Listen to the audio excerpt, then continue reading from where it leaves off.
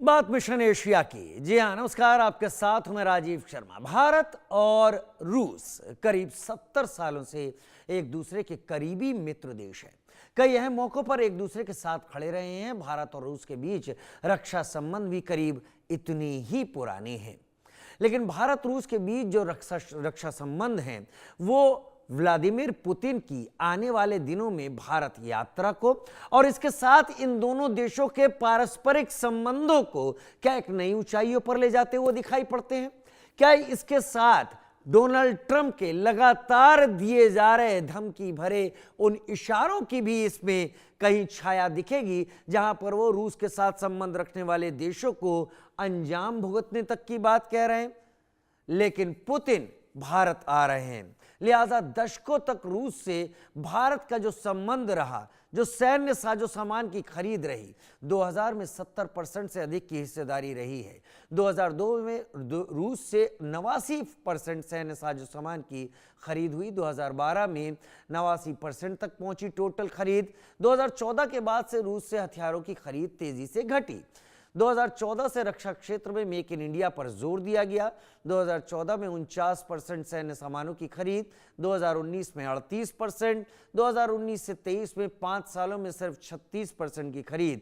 और अब भारत फ्रांस और अमेरिका से भी रक्षा क्षेत्र में आयात बढ़ा रहा है। लेकिन इन सारी चीजों को जानते और समझते हुए भी रूस और भारत के संबंध ये एक अलग स्तर, एक अलग पैमाने पर परखे जा चुके हैं, खरे उतर चुके हैं।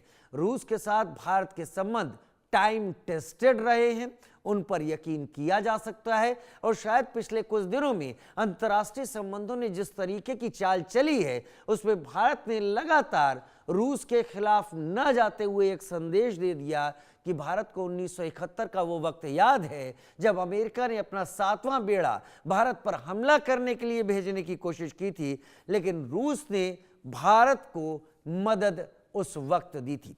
3 खास मेहमान मेरे साथ इस वक्त जुड़ रहे हैं।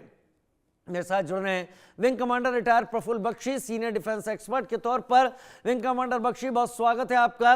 एम्बेसडर सुरेश गोयल मेरे साथ जुड़ रहे हैं, फॉर्मर एम्बेसडर के तौर पर। एम्बेसडर सुरेश गोयल, आपका भी बहुत स्वागत है। अरविंद सिंह तेजावत मेरे साथ फॉरेन अफेयर्स एक्सपर्ट के तौर पर जुड़ रहे हैं, उनका भी बहुत स्वागत है।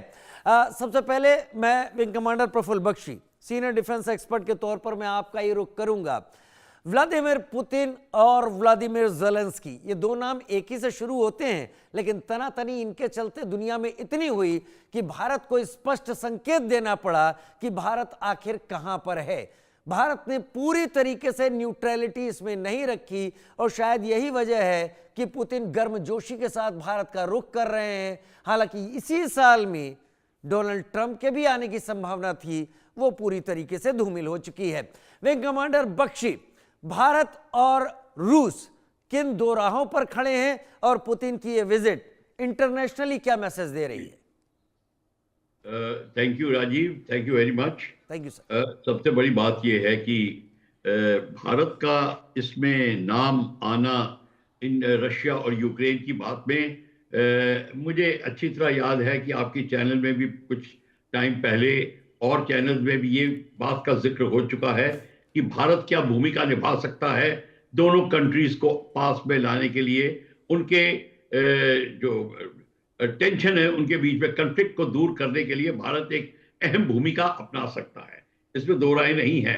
पर क्वेश्चन ये है कि ये दोनों ट्रंप ने और पुतिन ने और ज़ेलेंस्की ने खुद ट्राई किया था और उस टाइम अमेरिका ने ब्रिटिश प्राइम मिनिस्टर को भेज के वो मीटिंग कैंसिल करवाई थी और कहा था कि इनकी लड़ाई जारी रहनी चाहिए। देखिए, एक बात तो ये है कि NATO, United European union, America, ये सब के हित में है कि यूक्रेन और रशिया के बीच में तनाव चलता रहे। वो नेटो के एयर बेसिस को इंक्रीज करना चाहते हैं, नेटो का जो सिग्नेचर है उस एरिया में ज्यादा इंक्रीज करना चाहते हैं, रशिया को दबा के रखना चाहते हैं, खासकर अर्स्टवाइल सोवियत यूनियन कंट्रीज जो नेटो में आके अब मिल गई हैं, पोलैंड इत्यादि, बाल्टिक स्टेट्स, ये सारी की सारी। तो इस संदर्भ में भारत को अपनी भूमिका अदा करने के लिए अपने हित में भी सोचना होता है कि हमारी यूक्रेन से भी वही लगाव है। हमने कई एयरक्राफ्ट खरीदे, खासकर AN-32 वहीं से आता था, और कई एयरक्राफ्ट के पार्ट्स यूक्रेन से आते थे तब तक सोवियत यूनियन टूटा नहीं था, और उससे पहले और रशिया से बहुत आते हैं और अभी भी आ रहे हैं। तो जब ये सब कुछ टूट टाट गया, हमारी जो भारत की जो फॉरेन पॉलिसी भी इस बात में सोच विचार करने लगी कि इस स्थिति को कैसे संभालें, क्योंकि रशिया की भी कैपेसिटी कम हो गई थी। तो इस बात को लेके लोग ये सोचने लगे थे कि अब भारत का है वो रुख अपना लेगा सिर्फ यूरोपियन नेटो कंट्रीज की तरफ या अमेरिका की तरफ या उसके अलाइज की तरफ, पर ये बात नहीं हुई। भारत क्योंकि भारत की रिक्वायरमेंट इतनी अत्यधिक थी, 85% ऑफ हमारे weapon systems and technology of weapon systems were dependent upon Russian equipment. आपने ब्रह्मोस को देख लिया, आपने S-400 को देख लिया है पिछले अभी सिंदूर में, और आपने कई और चीजें देखी है। ये नहीं कि हमारा यूरोपियन कंट्रीज के साथ नहीं है, वो भी लगा रहेगा। भारत जो अपनी नीति अपनाएगा वो अपने हित में देख के अपनाएगा, और भारत का हित ये है कि जब तक हम टोटली स्वावलंबी नहीं हो जाते, हमको एक बास्केट या एक ही जगह पे अपने के सारे इंटरेस्ट नहीं रखने। इसीलिए हमने रशिया के साथ, यूरोप के साथ, फ्रांस, मतलब उसमें फ्रांस भी है, उसमें इटली, क्या कहते हैं, जर्मनी भी है, उसमें कई और कंट्रीज भी आ जाती हैं, और बाल्टिक स्टेट भी है। ये सारे के सारे जो है भारत के साथ में हैं, हमारे साथ, उनके साथ भी काम चल रहा है, रशिया के साथ काम चल रहा है। पर हम पुतिन की विजिट को इस तरह देखते हैं कि हमारे को अब आगे बढ़ना है।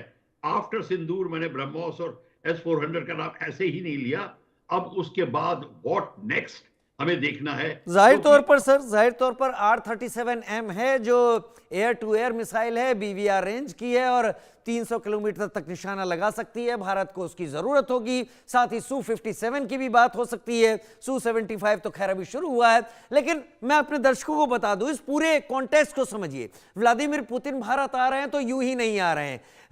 दुनिया